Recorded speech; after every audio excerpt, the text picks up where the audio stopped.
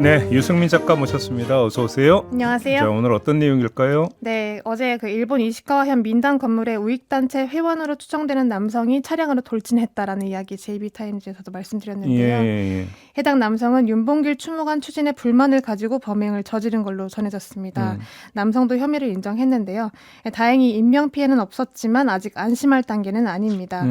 최근 이시카와현 내 혐한 시위 규모가 점점 커지고 있는 상황이라고 하는데 네. 민단 관계자 말에 따르면 우익들이 곧 전국에서 몰려올 것 같다라는 말까지 나오고 있다고 합니다. 어떤 의미인지 취재해봤습니다. 그러면 차량 돌진 이전에 혐한 시위가 계속 있었던 겁니까? 네, 지속적으로 있었고 예. 사실상 그 한국이나 북한 관련 이슈가 나올 때마다 우익들이 크고 작은 어떤 시위를 벌여왔는데요. 그러다 1월 말에 윤봉길 의사 추모관이 생긴다라는 뉴스가 나오면서부터 그 지역 우익단체 연합이 이제 시위를 벌이기 시작했습니다. 예. 불과 일주일 전인 27일만 해도 대대적인 규모로 열렸다고 하는데 상당히 이례적이었던 게 평소 참가자가 보통 5명, 10명 정도였다면 그래요? 네, 이날은 이제 가나자와 역과 민단 본부 그리고 추모직 건립 예정지까지 3군데로 나눠서 수십 명씩 몰려서 열렸다고 합니다.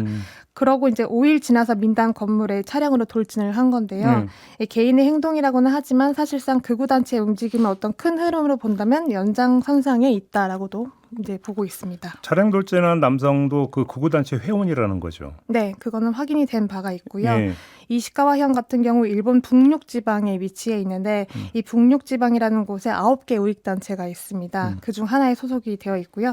최근 들어서 이들이 연합을 해서 움직이고 있는 건데 이 우익들이 사실상 비단 추모관 건립만 가지고 시위를 벌이고 있는 게 또 아니었습니다.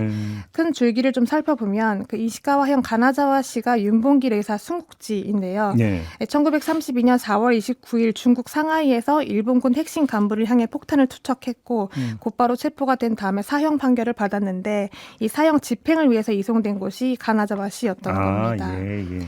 이송된 지 하루 만에 총살이 됐고 유해는 비밀리에 묻혔는데 해방 이듬해에 제1동포들이 찾아냈고 이 유해가 묻혔던 자리에 암장 지적비와 순국기념비를 세웠던 겁니다. 네네. 그게 92년도였는데 그 후 10년 지나고 2013년 정도부터 이제 말뚝 테러를 비롯해서 극우들의 항의가 이어졌고 최근엔 소송도 이어지고 있는 상황이라고 소송 합니다. 뭡니까? 철거하라는 소송입니까? 네, 기념비 철거에 대한 소송인데요. 예.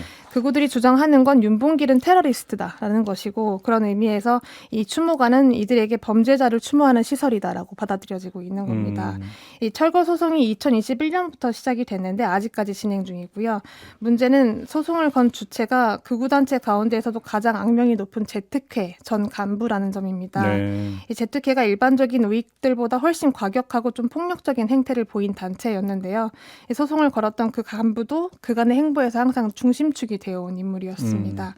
이 소송 최종 판결이 이번 달 25일로 이제 정해졌는데 한마디로 그 소송에 대한 이슈 그리고 추모관 건립에 대한 이슈가 시기적으로 맞물리면서 극우들이 점점 합세를 하기 시작했다라고도 볼 수 있습니다. 그러면 앞으로 시위가 더 커질 수도 있겠네요.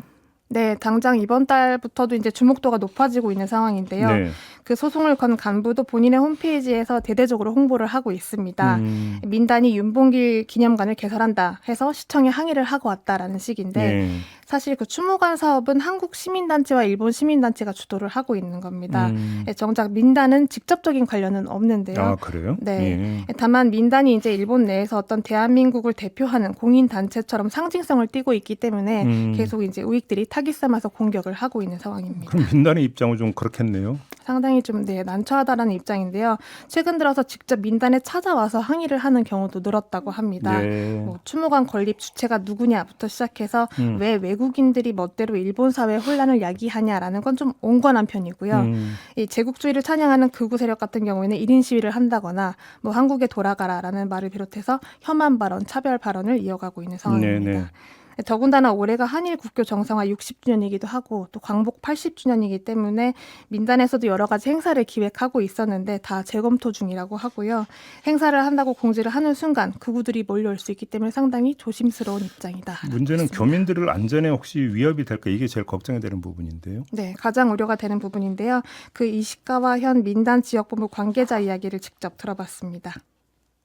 지금 교민분들 같은 경우에는 굉장히 많이 불안해하시고 이제 아무래도 좀 무섭다라는 반응들이 많이 있고요. 또 이번 일로 인해서 이제 이 지역 사회에서 좀 반항 감정이 고조가 되거나 그로 인해서 이제 일상생활이나 사업 지장이 생긴다든지 아니면 이제 기존에 이렇게 교류하고 있던 지역 단체라든가 주민들 이런 관계에 좀 악영향이 좀 생기지 않을까 그런 우려하시는 좀 목소리가 많이 있습니다.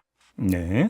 네, 또 이게 이슈가 되면서 현지 일본 주민들도 좀 불만을 가진다거나 유감을 강하게 표명하는 사례도 있다고 합니다. 네. 그렇다 보니까 교민들도 입장이 난처한 건데 당장 소송 결과가 이번 달 말에 나오고 그 추모관 개관일이 4월 29일이기 때문에 약 예. 한 달 정도 좀 그들이 어떤 행보를 그러네요. 보일지 우려가 생기는 상황입니다. 앞으로가 더 문제일 수 있겠네요. 네, 알겠습니다. 유승민 작가 수고하셨어요. 맞습니다.